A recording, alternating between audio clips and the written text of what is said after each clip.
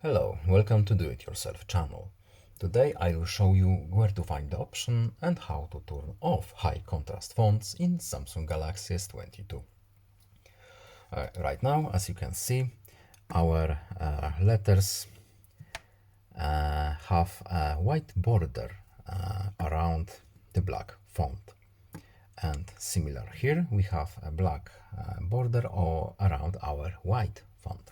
So let's turn this option off. We need to go to settings first, then we are looking for accessibility options. Here, now, visibility enhancements, and here it is, high contrast fonts. We can turn it off here, and let's see how does it look like right now. So there is no more white border around our black font, and no more black border around our white font. That's it. I hope this video is helpful to you. Please leave a like and subscribe. Have a nice day and see you in the next video. Goodbye.